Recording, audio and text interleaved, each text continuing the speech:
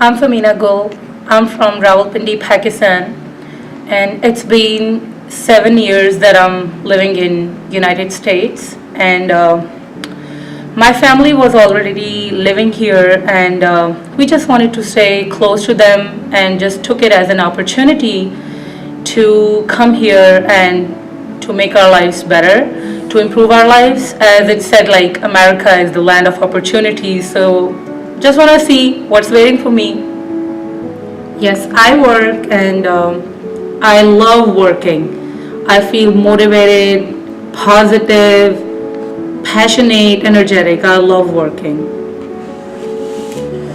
I dearly miss my brother, my family who's living there, my uncles, my aunts. I miss the food, especially mangoes. I miss all the festivities and all the fun that we used to do the night before our big event. I miss bangles. I miss street food. I miss the smell of soil when it used to rain. That was very, very close to my heart. Somehow, I feel like what's being told to us, being Muslims, by our beloved Prophet Muhammad Sallallahu Alaihi Wasallam centuries ago, like men are not ashamed of doing house chores. They don't get embarrassed by throwing their own trash in the trash can or cleaning after themselves, which is somehow missing in most of the cultures. And one thing that I noticed here, that people actually strive to keep their community, their neighborhoods, their houses, their environment clean, and which is surprisingly the base of us being Muslims, as cleanliness is half of the faith, and unfortunately which is not being practiced most commonly, which is the very important part and positive aspect of living in USA, which I feel and notice every other day. In fact, every single day, and I love that.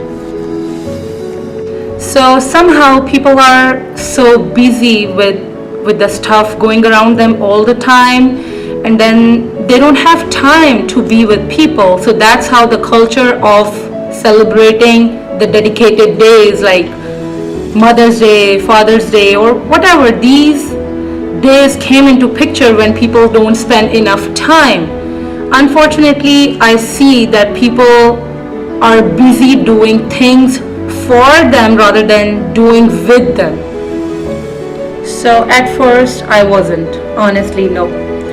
But then just because I came with family, with my kids, husband, it was pretty challenging. We literally had to start from scratch.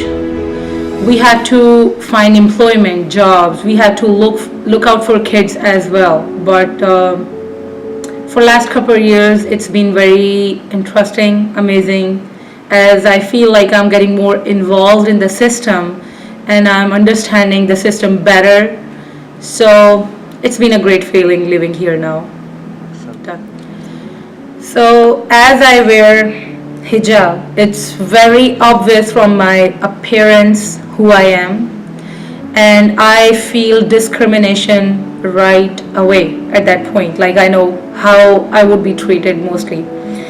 Some people would like ask me like, okay, how do you carry this many pieces?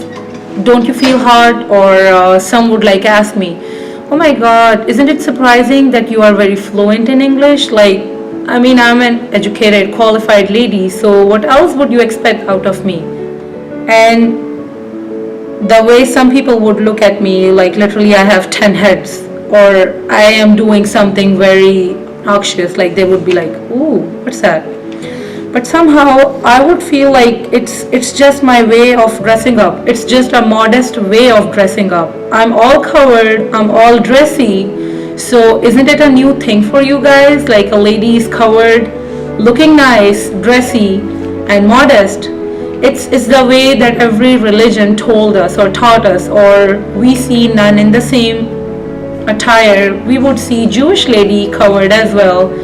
So I just don't understand why Muslim women are considered or looked down upon. I have no idea. We need to think beyond dressing.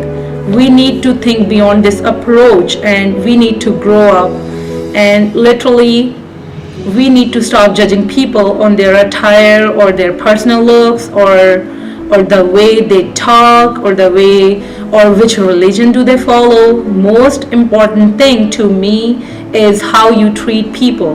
Like literally, I would consider that man the most important in my life, that I wouldn't feel inferior in their company, rather than people being dressed nicely and letting you feel uncomfortable when they are around you. That wouldn't be a nicer way of living.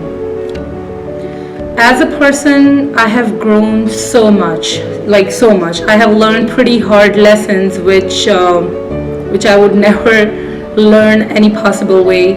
And I have promised myself to never stop learning from my mistakes, whatever I might have made in the past. And also, as I'm working for last year and a half, which is an achievement itself. So, yep, that's the greatest achievement that I might have accomplished so far. Done. So the biggest failure that I would say is not trying enough to improve my life, or not trying hard enough to do what I wanted to, and literally feeling miserable and thinking that I'm working hard or pushing myself enough to go where I literally want to, but that wasn't enough, and just feeling devastated on that situation. But lately that came into picture that I just need to push more, and that's all. So no doubt on this. فَبِأَيِّ آلَاءِ رَبِّكُمَا تُكَذِّبَانِ. So which of the favors of your Lord would you deny? Done. This verse literally stands out just because it explains pretty much everything in just one verse. That you cannot thank your Lord enough, and thinking how blessed you could be. Just be thankful all the time, because you never know how blessed you are. Done. Sure. So there is so much to share on this topic, but I would say he was the best of mankind towards his family in his dealings, the way he led his life. It was the way to live a life. He showed us how to live a life properly. And he forgave everybody, whoever harmed him, whoever looked down upon him. He forgave every single person in his life. So I'll just add a few lines on this. There used to be an old lady when Prophet Muhammad ﷺ used to walk by his house. She used to throw her trash over him, and he just used to dust all that and just walk by and without saying anything. And it used to be a routine. And one day he noticed that nobody threw trash on him, and on the way back he literally felt like there is something wrong with her, and he might need to check on her. Is there something going on? So he went to see her, and she was sick.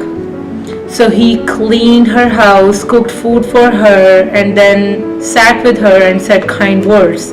And the lady was so impressed that she accepted Islam right away. So this shows us like how kind and beautiful our religion is, and how the teachings should be practiced. So Islam is all about kindness, justice, and love. All are created equal. No one is superior to other. No race, no ethnicity, nothing about money, big house, nothing is important. It's the manners and how you treat your fellow human beings. That makes you more important. Islam is not a new religion which is spreading a new message. It's a way of life and civilization that's been told earlier as well. Islam is a very practicing religion. You can be a Muslim, but you are not following Islam until unless you act the way you are supposed to. I tell whoever questions me, I'm a Muslim and I try my best to practice my teachings, but please don't judge the religion on a person's doings. Islam is perfect, but Muslims are not perfect. So please stop judging anyone by their attire, by the way they look. Please. So I would like to add some sayings from the former president when he's been acknowledging Muslims. So I just wanted to word the way he exactly worded it. So Islam has always been a part of America's history. And since our founding, American Muslims have enriched the United States. They have fought in our wars, served in government, stood for civil rights, started business, taught at our universities, excelled in our sports arenas, won Nobel Prizes, built our tallest buildings, and lit the Olympic torch. So that pretty much explains everything, that what he meant, where the American Muslims have served and where our future is. So over the years, a lot of people have been telling us, like, what do you think of Muslims? They say you should fear me, you should hate me, suspect me. But the truth is that I don't want to impose my faith on any of you. I don't want to take over this country, and I don't want to support terrorism in any form. I don't support terrorism in any form at all. Islam teaches me to respect all people and stand up for justice for all of them. I've been here for generations, wanting the same thing as you guys do, the chances to pursue life, liberty, and happiness. I am a Pakistani, I am an American, I am a Muslim. This is my faith and this is my voice.